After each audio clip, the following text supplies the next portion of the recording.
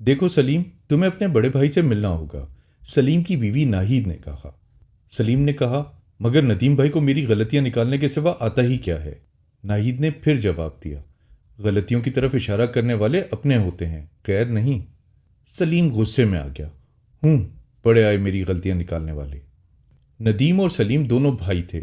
नदीम सलीम से बड़ा था। सलीम का शुमार शहर के अमीर आदमियों में होता था और नदीम बहुत गरीब था। वो एक छोटे से मकान में अपनी बीवी बच्चों के साथ रहता था। सलीम के कुछ खुशामदी दोस्त भी थे जो दिन रात सलीम की झूठी तारीफें करते न थकते थे। नाहिद को सलीम के ये खुशामदी दोस्त बिल्कुल पसंद न थे। सलीम उन दोस्तों की आए दिन दावतें करता रहता था और उन दावतों में रुपया पानी की तरह बहाता था। जब बड़ा भाई नदीम उसे समझाने की कोशिश करता तो वो उल्टा नदीम पर बरस पड़ता। नाहिद भी सलीम को समझाने की कोशिश करती थी, मगर वो किसी तरह ना मानता था। आज भी नाहिद उससे समझा रही थी, देखो सलीम, नदीम भाई तुम्हारे इन खुशामदी दोस्तों से बेहतर हैं। अरे क्या खाक बेहतर हैं, वो तो जलते हैं मेरी कामयाबियों से। अगर 6 महीने से उनसे नहीं मिला तो मेरा क्या नुकसान हो गया। सलीम ने गुस्से से कहा। पछताओगे सलीम, तुम एक न दिन जरूर पछताओगे, नाहिद ने कहा। खैर छोड़ो इन बातों को, मैं जरा अपने दोस्तों के साथ घूमने फिरने जा रहा हूँ, शाम तक वापस आ जाऊंगा। ये कहकर सलीम चला गया। सलीम के जाने के बाद नाहिद बड़ी देर तक ऐसी तरकीबें सोचती रही जिससे छोटे भाई के दिल में बड़े भाई के लिए मोहब्बत पैदा हो सके और सलीम के दोस्तों का असल रूप भी सामने आ सके। शाम हो गई। दिन भर की सैरो तफरी के बाद जब सलीम घर वापस आया तो घर का हाल देखकर वो परेशान हो गया। नाहिद भाई कहाँ हो? ये हर तरफ अंधेरा क्यों है? क्या हुआ है? घर की बत्तियां क्यों नहीं जलाई? सलीम ने एक साथ कई सवाल पूछ डाले। मत पूछो सलीम, गजब हो गया, नाहिद ने खौफजदा लहजे में बताया। भाई हुआ क्या है, कुछ मालूम तो हो, सलीम ने परेशान होते हुए कहा। कत्ल हो गया, नाहिद ने बताया। कत्ल? किसका? कैसे? सलीम ने हैरत से पूछा। मेरे हाथों एक गरीब लड़के का, नाहिद ने डरते डरते कहा। ओ भाई पहेलियां क्यों बुझवा रही हो, सही बात बताओ। हुआ क्या है? सलीम ने पूछा। तुम्हारे जाने के बाद मैं अपने कमरे में आराम कर रही थी कि दरवाजे की घंटी बजी। मुलाजमों को मैंने पहले ही छुट्टी दे दी थी, लिहाजा मैं खुद ही बाहर आई। दरवाजे पर फटे पुराने कपड़े पहने एक लड़का खाना मांग रहा था। मैंने उसे सहन में बैठने को कहा और बावर्ची खाने में खाना लेने चली गई। खाना देने के बाद मैं जैसे ही मुड़ी, लड़के ने घर में घुसने की कोशिश की। मैं डर के मारे कांप गई और पानी का भरा हुआ जग उसके सर पर दे मारा, नाहिद ने आहिस्ता आहिस्ता बताया। फिर क्या हुआ? सलीम ने पूछा। होना क्या था, सर पर चोट लगते ही वो लड़का जमीन पर गिर पड़ा और तड़प तड़प कर जान दे दी। फिर? सलीम ने बेचैनी से पूछा। फिर मैंने बड़ी मुश्किल से उसे एक थैले में बंद करके तुम्हारे ताश खेलने वाले कमरे में छुपा दिया, नाहिद ने कहा। किसी ने देखा तो नहीं? सलीम ने घबरा कर पूछा। नहीं, किसी को कानो कान खबर नहीं हुई। अच्छा खैर, जो हुआ सो हुआ, अब क्या करें? सलीम ने नाहिद को तसल्ली दी। तुम ऐसा करो कि अपने दोस्तों को सारी बात बताओ और उनसे कहो कि रात ही रात इस लाश को दफन कर दें, वरना अगर किसी को खबर हो गई तो पुलिस को पता चल जाएगा, तो हम बर्बाद हो जाएंगे, मुझे फांसी हो जाएगी। ये कहकर नाहिद ने रोना शुरू कर दिया।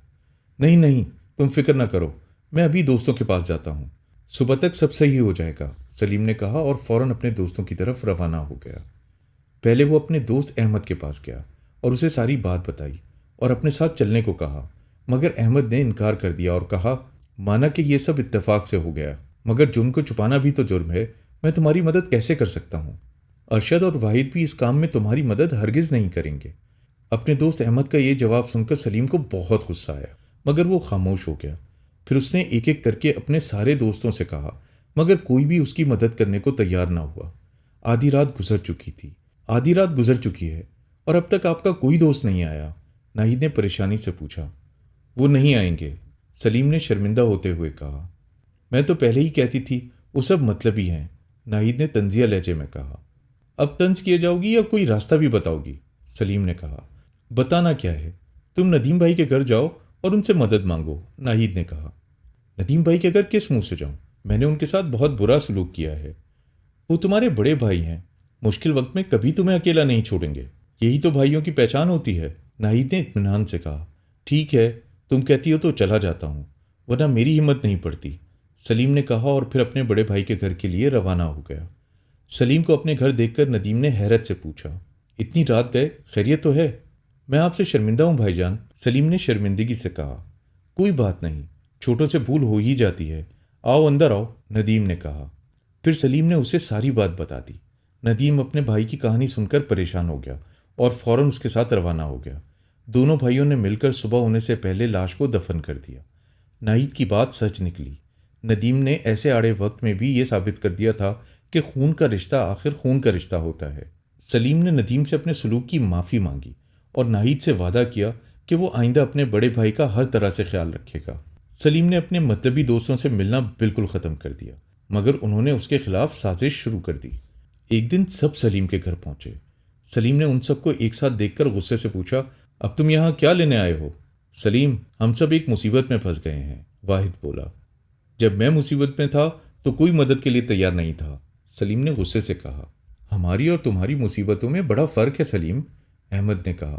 तुम जो चाहते थे वो हमारे बस में नहीं था, मगर जो हम चाहते हैं वो तुम कर सकते हो, अरशद ने मुस्कुराते हुए कहा। क्या मतलब? सलीम ने हैरत से पूछा। तुम्हारे पास रुपए की कमी नहीं, सिर्फ 50,000 में हमारा काम हो जाएगा। क्या 50,000? तुम लोगों का दिमाग खराब तो नहीं है? सलीम को गुस्सा आ गया। अब आप ही सलीम को समझाएं भाभी, सज्जाद ने नाहिद से कहा। सलीम आप सबको अच्छी तरह समझ चुके हैं, अब इनको समझाने की जरूरत नहीं, नाहिद ने बेरुखी से जवाब दिया। इतने बड़े जुर्म को राज में रखने की ये कीमत ज्यादा तो नहीं, अहमद ने कहा। अच्छा, तो तुम लोग मेरी कमजोरी से फायदा उठाना चाहते हो, सलीम ने कहा। इसमें तुम्हारा ही फायदा है मेरे दोस्त। अगर तुम हमारी बात नहीं मानोगे तो हम ये राज दूसरों को बता देंगे और फिर ये बात कानून तक पहुंच जाएगी, अरशद ने मक्कारी से कहा। तो तुम लोग मेरी सोच से भी ज्यादा कमीने निकले, सलीम ने नफरत से कहा। जरा ठंडे दिल से सोचो सलीम, जल्दी फैसला करो, रुपया देना है या जेल की रोटी तोड़नी है? सज्जाद ने हंसते हुए कहा। ठीक है, तुम लोग सुबह आ जाना, रकम तुम्हें मिल जाएगी, सलीम ने बेबसी से कहा। नहीं सलीम, इन लोगों को कुछ नहीं मिलेगा, नाहिद ने सख्त लहजे में कहा। मेरी इज्जत और नदीम भाई के बच्चों का मुस्तकबिल का सवाल है, सलीम बोला। कुछ भी हो, रुपया इन लोगों को नहीं दिया जाएगा, नाहिद ने कहा। सोच लीजिए भाभी जान, आपको यह जिद कहीं महंगी ना पड़ जाए, अहमद फिर बोला। निकल जाओ मेरे घर से, तुम्हारा जिससे दिल चाहे कह दो, मैं किसी से नहीं डरती, निकल जाओ यहां से। नाहिद आपे से बाहर हो गई। ये सुनकर सलीम के दोस्त वहां से चले गए। उनके जाने के बाद सलीम ने नाहिद से कहा, ये क्या किया तुमने? ये लोग पुलिस को ना बता दें। मैंने जो कुछ किया है खूब सोच समझ कर किया है, नाहिद ने जवाब दिया। सलीम का ख्याल सही निकला। उन लोगों के जाने के आधे घंटे बाद ही थाने से 4 सिपाही आए और सलीम और नाहिद को पकड़ कर ले गए। उन दोनों को हवालात में बंद कर दिया। अरशद, अहमद, सज्जाद, वाहिद और नदीम को थाने बुलाया गया। फिर थानेदार ने पूछगछ शुरू की। अच्छा, तो आप लोगों ने लाश अपनी आंखों से देखी थी? थानेदार ने चारों दोस्तों से पूछा। जी हाँ थानेदार साहब, अहमद, सज्जाद, वाहिद और अरशद ने एक साथ कहा। लाश देखकर आप लोगों ने क्या किया? थानेदार ने दूसरा सवाल किया। हम लोगों ने लड़के की लाश को दफन करने से इनकार कर दिया, अरशद ने बतलाया। और फिर हम आपके पास आ गए कत्ल की इत्तला देने, वाहिद ने बीच में दखल दिया। फिर थानेदार ने नदीम की तरफ मुड़कर कहा, लाश को दफन करने में आपने अपने छोटे भाई की मदद की थी? जी हाँ थानेदार, हम दोनों ने मिलकर जमीन खोदी और लाश को दफन कर दिया, नदीम ने सहमे हुए लहजे में कहा। आपको मालूम है कि थैले में क्या है? थानेदार ने पूछा। जी हाँ। जी नहीं, मैंने थैला खोलकर नहीं देखा था, नदीम ने कहा। आपने लड़के को कत्ल करके थैले में बंद किया? थानेदार ने नाहिद से पूछा। मैं बेकसूर हूं थानेदार साहब, मैंने किसी बच्चे का कत्ल नहीं किया, नाहिद ने बेखौफ होकर कहा। यह झूठ बोलती है थानेदार साहब, हमने लाश अपनी आंखों से देखी है, अरशद ने तेजी से बीच में दखल दिया। खामोश, थानेदार ने कहा। इस औरत ने कत्ल किया है और इन दोनों आदमियों के साथ मिलकर लाश को दफन किया है, इन तीनों को सजा मिलनी चाहिए, सज्जाद ने कहा। आप लोगों के बयान तो रिकॉर्ड पर मौजूद हैं, लिहाजा आप लोग खामोश रहें, मैं इन खातून का जवाब सुनना चाहता हूँ, थानेदार ने उन सबको चुप कराते हुए कहा।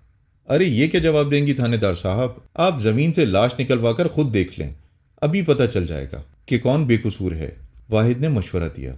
ये बात आपको मंजूर है? थानेदार ने नाहिद से पूछा। मुझे मंजूर है, नाहिद ने बेपरवाही से कहा। ठीक है, मैं मजिस्ट्रेट साहब को बुलवाता हूँ, उनकी मौजूदगी में ज़मीन से लाश निकलवाई जाएगी, थानेदार ने कहा। फिर मजिस्ट्रेट साहब की मौजूदगी में ज़मीन की खुदाई शुरू हुई। वो देखें थानेदार साहब, थैला नज़र आया? अहमद ने कहा और सब ने उधर देखा। वाकई एक थैला नज़र आ रहा था।